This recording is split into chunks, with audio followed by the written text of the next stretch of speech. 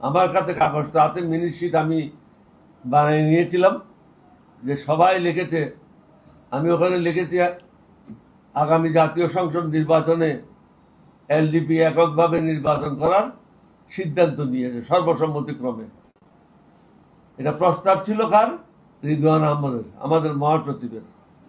আমি সবাইকে অনুরোধ করি, মহাসচিবের এই প্রস্তাবে আমরা সবাই রাজি হয়ে দলটাকে বাঁচাই, এবং আমাদের যে নেতারা এতদিন পর্যন্ত আশা আকাঙ্ক্ষা নিয়ে বসে আছে একটা নির্বাচনে অংশগ্রহণ করবে, তাদেরকে এই সুযোগটা দেওয়া উচিত। পাস করবো বা ফেল করবে এটা আল্লাহ রব্বুল আলমী জানে, এটা কেউ জানে না। আমার ভাগ্য নির্ধারণ কেউ কোনো ব্যক্তি করবে না, আমার ভাগ্য নির্ধারণ করবে আল্লাহ রব্বুল আলমিন। আমি সেটাই বিশ্বাস করি। আমাদের যারা আজকে প্রেসিডিয়াম সদস্যরা এখানে সবাই উপস্থিত আছে, রিদওয়ান আহমদ সাহেব কোনো বিশেষ কাজে অন্য জায়গায় গিয়েছে শুনলাম। আমরা আপনাদের সামনে এটাই বলতে চাই, আমরা সর্বসম্মতিক্রমে রিদওয়ান আহমদ সাহেব যে প্রস্তাব দিয়েছে মহাসচিব হিসাবে, এলডিপি আগামী জাতীয় সংসদ নির্বাচনে এককভাবে নির্বাচন করবে।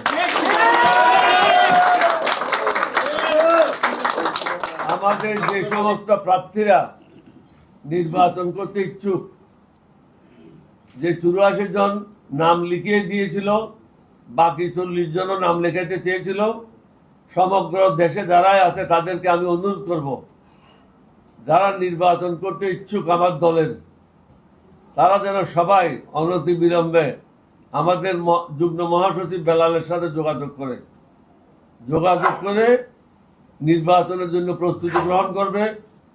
যে সমস্ত কাগজপত্র প্রয়োজন নির্বাচন অফিসারের সাথে কথা বলে সেই কাগজপত্রগুলি প্রস্তুত করবে, এবং পার্টির পক্ষ থেকে যেটা সিম্বল দিতে হবে, সিম্বল দেওয়ার জন্য যে কাগজ দিতে হবে সেই কাগজ প্রস্তুত আছে, এবং এটার সাথে একটা চিঠি দিতে হবে, সেই চিঠিও প্রস্তুত আছে।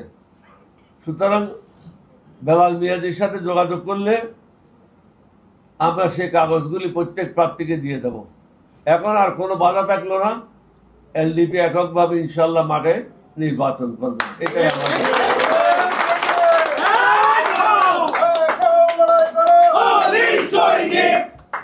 কারণ আমরা এলডিপিকে বিলুপ্ত করতে চাই না।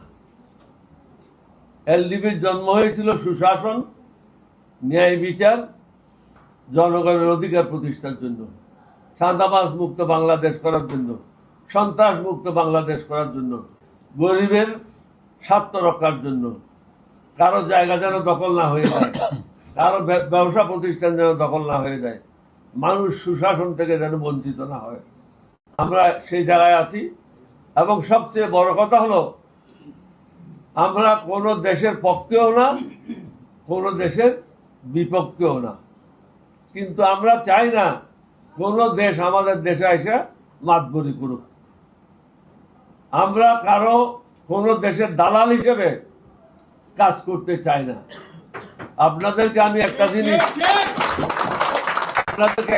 স্মরণ করে দিতে চাই। কয়েকদিন আগে জানাজা হয়ে গেল, আমি দেশে ছিলাম না, মরহুম শহীদ হাদির। প্রেসিডেন্ট জিয়ার মৃত্যুর পরে এত বড় জানাজা বাংলাদেশে আর হয় নাই। এই জানাজা আপনাদেরকে কি বলে, আপনাকে রিড করতে হবে, বুঝতে হবে। এই জানাজায় বহিষ্কার করে বলছে বিদেশি যারা দালালি করবে তাদেরকে আমরা ভোট দেব না। এটা পরিষ্কারভাবে মেসেজটা দিয়ে দিয়েছে যুব সমাজ। সুতরাং বাংলাদেশের জনগণের দালাল হইতে চাই আমরা, বিদেশিদের দালাল না। আমরা কারো বিপক্ষেও না, কারো অন্য দেশের পক্ষেও না। আমরা আমাদের দেশের স্বার্থ রক্ষা করে আমাদের কাজ আমরা করতে চাই।